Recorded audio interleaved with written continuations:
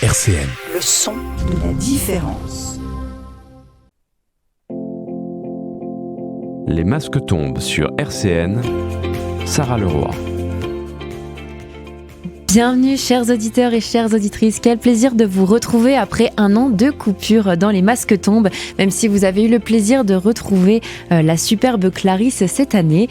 Et bien pour ce retour dans Les Masques Tombent, je reçois aujourd'hui avec grand plaisir un artiste qui n'est pas non plus méconnu à Nancy, tatoueur et illustrateur. Vous verrez que c'est un vrai couteau suisse aussi qui fait également beaucoup de choses.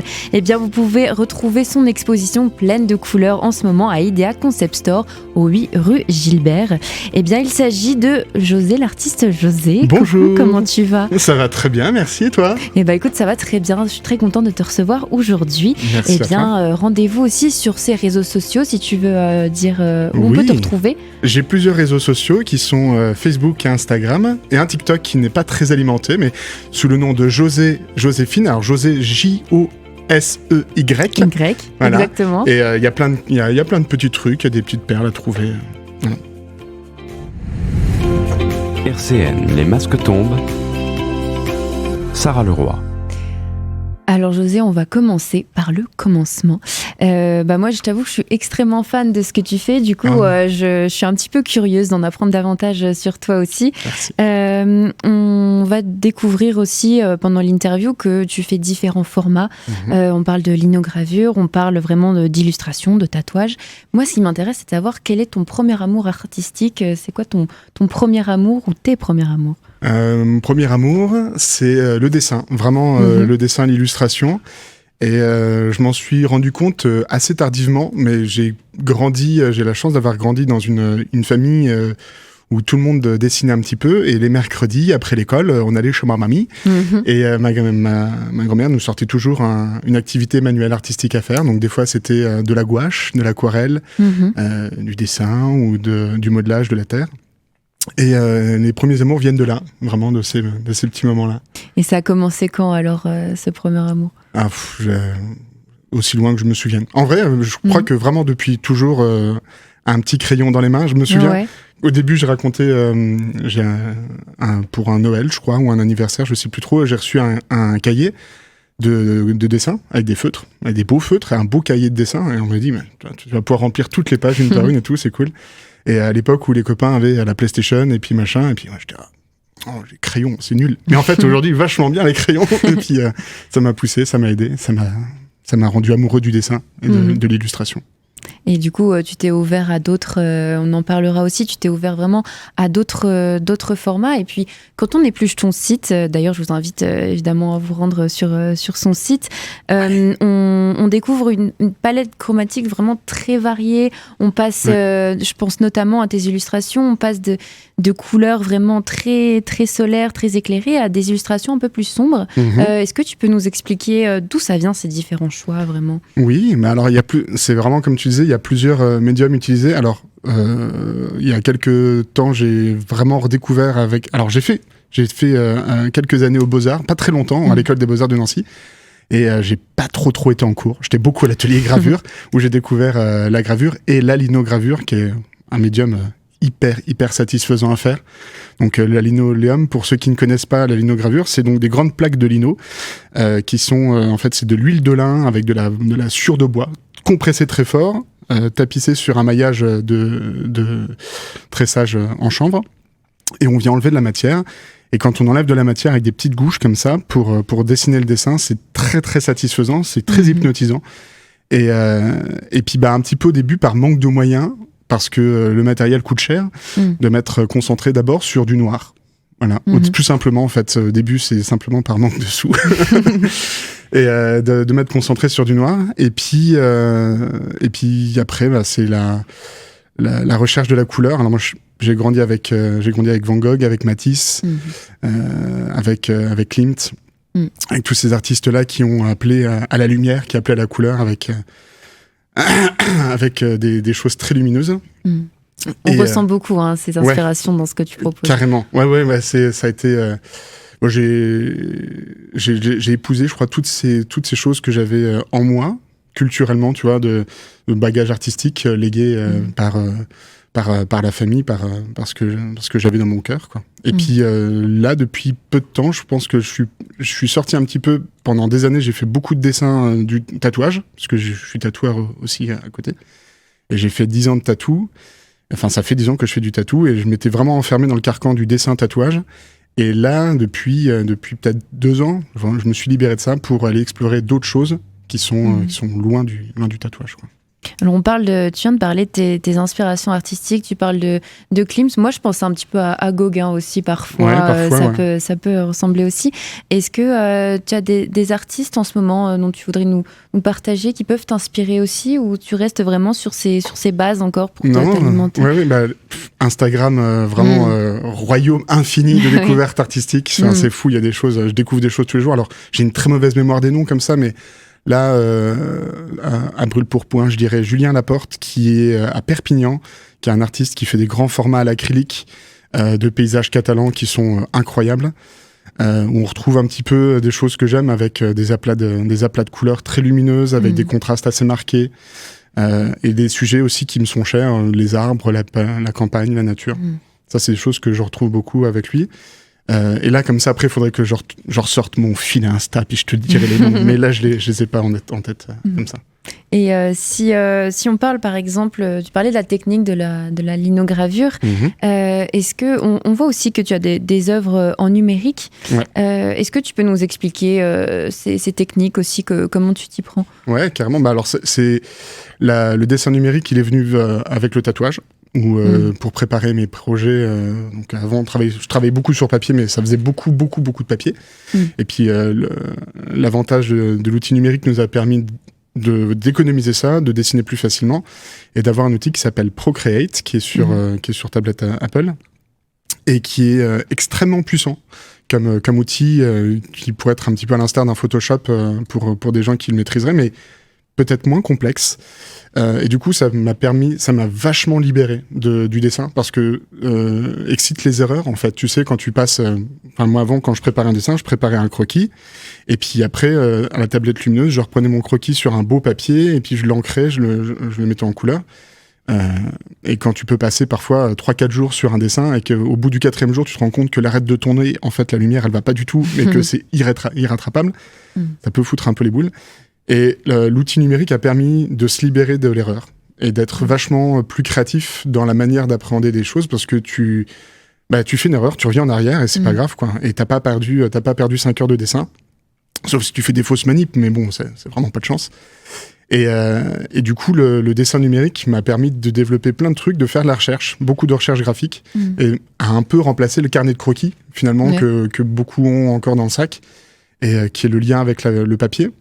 Mais moi, j'avoue que le dessin numérique m'a permis d'aller chercher d'autres choses, d'explorer d'autres choses, des textures, des couleurs, des nuances, et puis de faire évoluer mon travail peut-être plus rapidement que sur papier. Alors, tu parles de remplacer un peu le carnet de croquis, mais est-ce que tu l'as encore, toi? J'ai un carnet de croquis. Ton carnet de croquis toujours sur toi? Pas toujours sur moi, parce que je bouge beaucoup avec différents sacs, alors j'ai oublié de le transférer.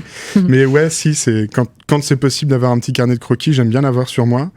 Et peut-être avec une trousse plus réduite, avec quelques crayons de couleur, un feutre, et puis d'aller dessiner comme ça. Mais c'est vrai que la tablette m'a permis de dessiner, en fait, partout, quand je veux, tout le temps, sous réserve de batterie, évidemment, mais d'être facilement transportable, et puis de pas... Voilà.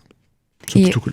Est-ce que tu penses à quoi vraiment quand tu crées? Est-ce que c'est vraiment c'est des idées instinctives, ou alors est-ce que tu te laisses un peu porter par tes idées quand tu commences à dessiner, ou c'est un peu tu as des idées vraiment préétablies dans ta tête avant de commencer? Ouais, je pense que beaucoup d'artistes marchent comme ça. C'est moi, j'ai toujours le truc déjà fait en tête avant de le commencer. Je sais exactement ce que je vais faire, et pour le créer, je marche. Je vais marcher, alors j'ai la chance d'avoir un chien qui est super cool, et du coup on va faire des promenades tous les jours, et c'est le moment où je me vide la tête, et je pars, et je me mets de la musique, donc j'ai des petits styles de musique qui me font du bien et qui me permettent d'être focus sur ce que j'ai envie de créer, donc je suis mes humeurs, et puis je vais me balader. J'ai mes petits spots aussi qui m'inspirent, des spots où je me sens bien, où tu sais, tu te poses, et voilà, c'est ta bulle, c'est l'endroit de la bulle.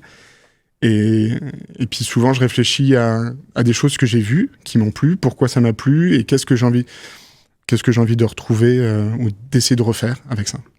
Donc, des choix de couleurs, des choses comme ça.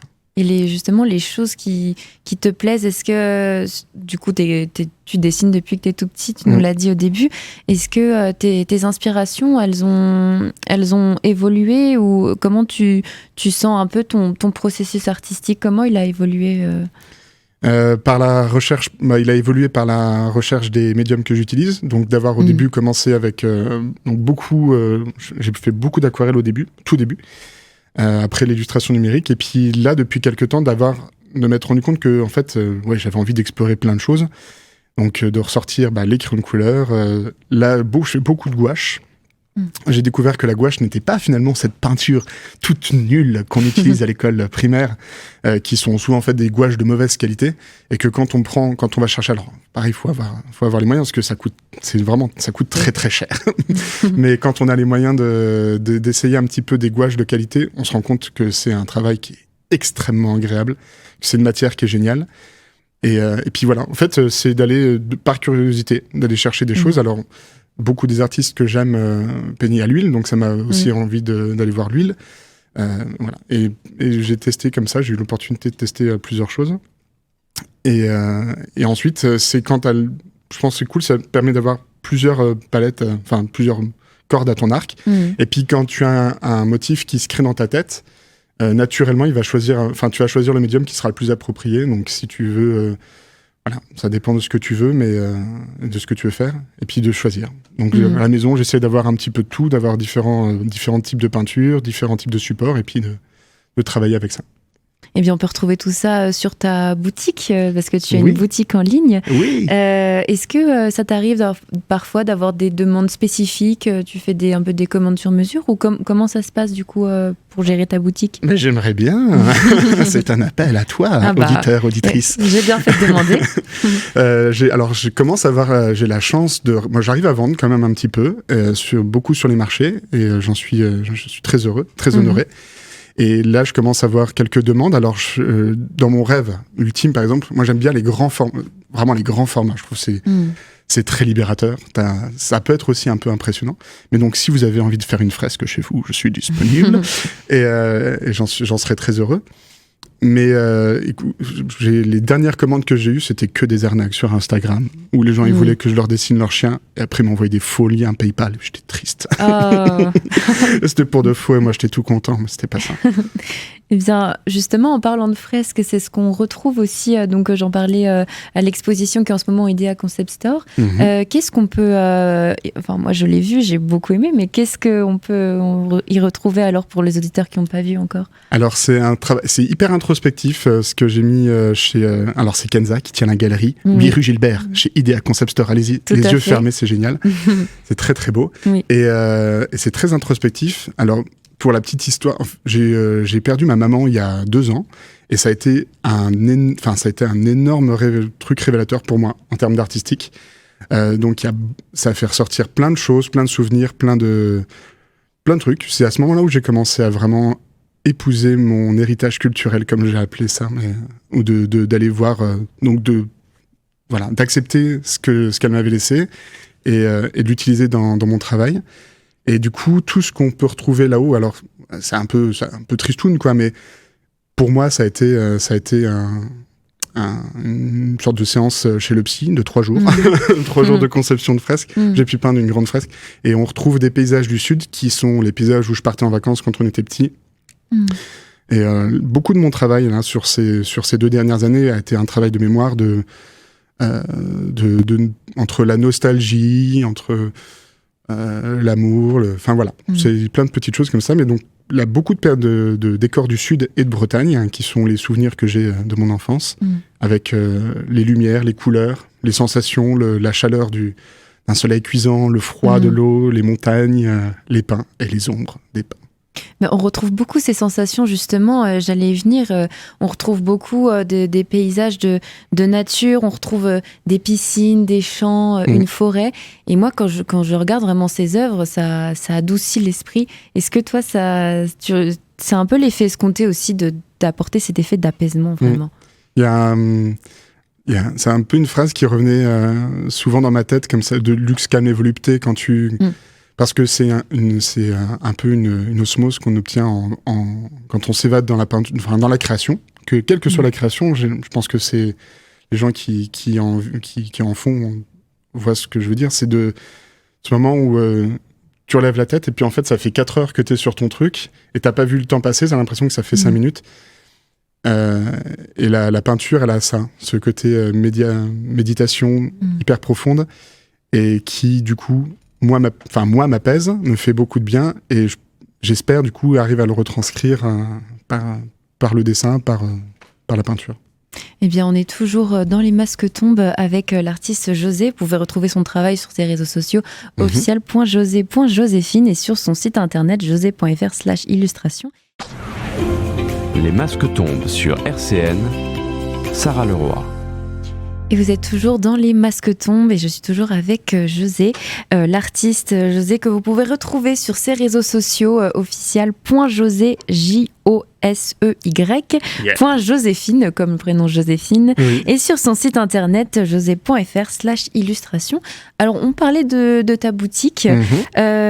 Comment on fait tout simplement si, comment ça fonctionne si on souhaite avoir une œuvre dans notre salon, n'importe où dans notre maison? C'est très facile. Il vous suffit de prendre n'importe quel navigateur internet. Dans la barre de recherche, vous tapez josé.fr. Il y a une petite boutique en ligne. Dessus, il y a des œuvres d'art originales, des prints, des linogravures, tout un tas de choses avec les prix qui sont écrits en dessous. Vous pouvez les acheter, puis moi je vous les envoie. Vous pouvez payer par carte bancaire, vous pouvez payer par PayPal. Et j'ai même mis en place là récemment un petit service, parce qu'il y en a marre de recevoir dans la boîte aux lettres que des amendes parce qu'on s'était mal garé ou qu'on a roulé trop vite en allant faire ses courses. Alors j'ai dit j'en ai marre de recevoir que des courriers nuls, tu sais, où t'as le petit logo République française en haut, tu dis j'aime pas ce courrier, j'aime pas trop ça, c'est quoi, c'est des impôts, c'est nul. Et du coup j'ai proposé un petit service de livraison postale où j'envoie pour un abonnement modique des petites cartes postales, des pins, des badges, des illustrations, des dessins, des bons de réduction, tout un tas de trucs. Donc voilà, ça c'est un des services que je propose. Et puis j'anime des ateliers aussi. Enfin voilà, il y a plein de petites choses. J'essaie de mettre à jour le site le plus régulièrement possible. Et puis sur mes réseaux, vous pouvez aussi trouver là où je suis le plus actif peut-être sur Instagram, vous allez pouvoir trouver les choses que je propose les plus récentes. Voilà. Et puis s'il y a des choses qui vous plaisent, un petit message. Voilà, moi je réponds avec plaisir. Alors, on parle beaucoup de ta boutique, mais tu es aussi tatoueur. Faut pas mettre ça de côté quand même. D'ailleurs, on peut retrouver ton salon. Le salon, ça va être tout noir, c'est ça? C'est ça, exactement. Ça va être tout noir. Alors, c'est un salon privé. Trop bien les salons privés. On est dans la résidence qui est à côté, une résidence qui est à côté d'Artem, c'est une grosse résidence qui a été construite en même temps qu'Artem, je crois. Et on est au premier étage, donc c'est que sur rendez-vous. Et quand on prend rendez-vous, on indique tout, comment venir et tout. Et ça permet d'être au calme, d'être tranquille. On est vraiment, c'est comme à la maison. Tu arrives, on enlève les chaussures, on boit un café, on s'installe. Et puis c'est bien parce que pendant la séance, il y a personne qui va venir pour demander des renseignements ou pour tchatcher ou quoi que ce soit. Donc on est entre nous. Ça permet de respecter l'intimité des personnes. D'avoir un lieu qui soit safe et cool, puis où tu sais que tu vas te sentir à l'aise, que tu vas pas être jugé, que voilà. Parce que des fois, quand tu es dans un salon où tu as 40 personnes qui se font tatouer en même temps et que tu te fais tatouer une partie où tu es un peu dénudé, c'est pas super cool. Mais voilà, donc là, on a essayé de créer un lieu où chacun se sente en sécurité, respecté et bien. Voilà. Eh bien, c'est 177 avenue du Général Leclerc. Oui, c'est ça. Alors, c'est une approche qui est différente, au final, une approche artistique différente, parce que là, tu es en communication directe avec la personne pour réaliser ton œuvre. C'est un milieu dans lequel tu évolues depuis un moment, ou comment c'est venu le tatouage? C'est venu il y a très longtemps, il y a 10 ans, une dizaine d'années. J'hésitais fort, j'étais dans un carrefour de ma vie et j'avais le choix entre devenir ingé son ou tatoueur. Et je suis passé devant un salon de tatouage, je suis rentré pour demander s'il prenait pas un apprenti. Il m'a dit oui. Du coup, j'ai eu beaucoup de chance d'arriver là-bas. Et puis, puis voilà, ça m'a mis un pied dedans. Moi, c'était quelque chose que j'avais envie de faire depuis quand même très longtemps. J'ai toujours aimé le visuel tatouage. Je trouvais ça très beau. Je pense même depuis la primaire, j'avais un copain, son papa, il avait des tatouages de l'armée. Je trouvais ça fou. Wow. Et du coup, ça a toujours quelque chose qui m'a un petit peu attiré. Et puis, même beaucoup attiré. Donc, quand j'ai pu, je me suis lancé. Et là, ça fait 10 ans maintenant que j'officie en tant que tatoueur. Et pareil, du coup, mes démarches ont vachement évolué aussi en 10 ans. Parce qu'au début, je proposais principalement ce qu'on appelle du tatouage old school, américain old school. Et puis, petit à petit, de repartir vers l'illustration, en fait. D'abandonner des choses qui étaient très codifiées. Puisque du coup, c'est dans le tatouage traditionnel, tu as beaucoup de codes, de choses à respecter, etc., qui assurent la pérennité du style aussi. Mais moi, j'avais envie de me détacher de ça et de proposer quelque chose qui soit plus authentique. Et je pense que vu le nombre de personnes qui s'installent en tant que tatoueur ou tatoueuse, il faut réussir à tirer son épingle du jeu et proposer quelque chose que d'autres ne proposent pas. Donc ça peut aussi très bien passer par un travail d'une grande qualité. Ça peut aussi passer par simplement une proposition artistique différente, une patte qu'on reconnaît tout de suite. Donc essayer de proposer quelque chose où quand on le voit on dit « Ah mais oui, je reconnais, c'est machin, c'est telle personne ». Et puis là de plus en plus de proposer vraiment des sessions immersives où la personne va pouvoir prendre part complètement à la création de son motif de tatouage et de dessiner directement ce qu'on appelle en freehand, donc dessiner le motif de tatouage sur la personne avec de l'encre et un pinceau et de peindre comme on peindrait sur une toile, de peindre le motif.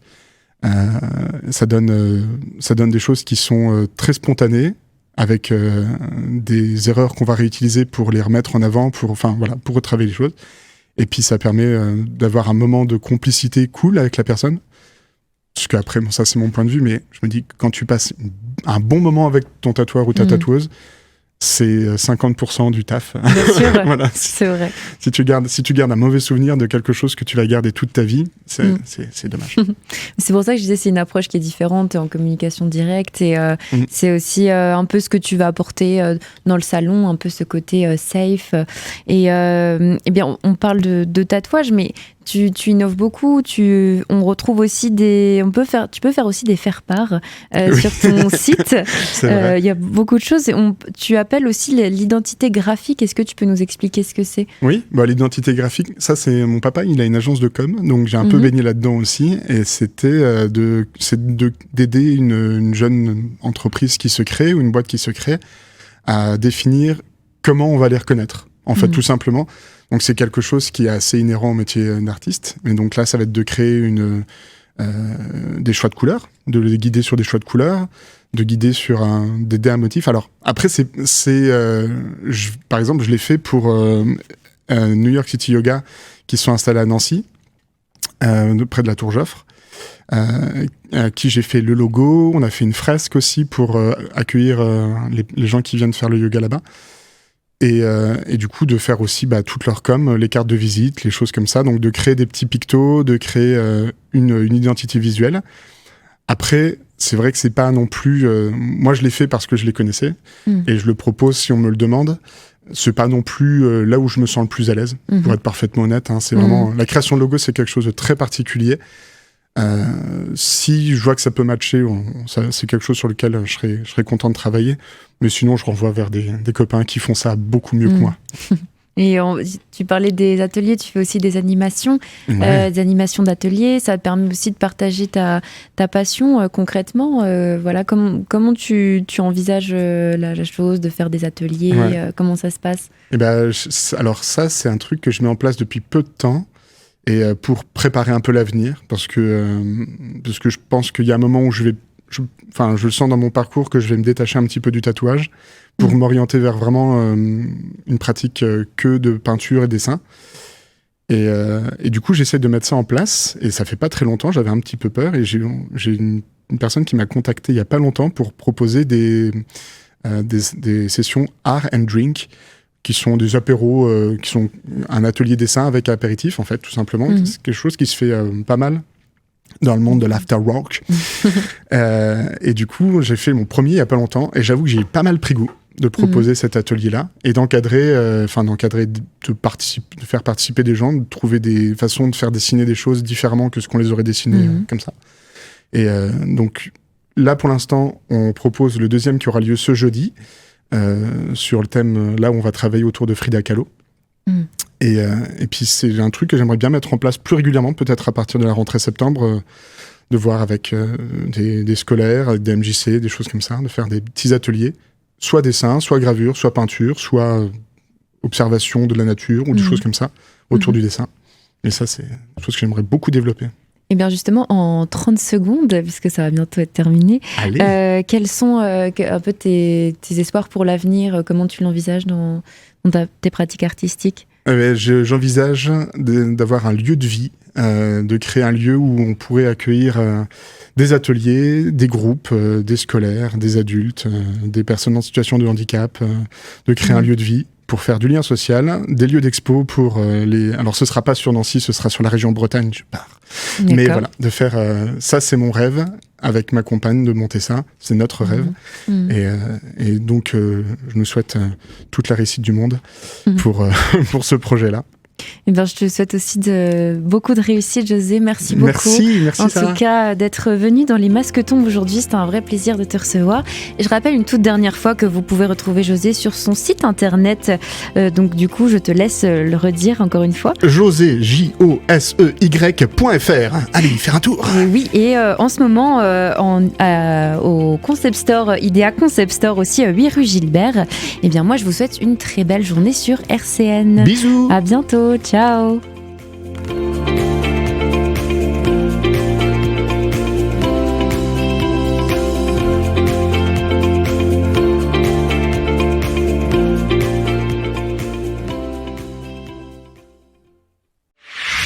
RCN, www.rcn-radio.org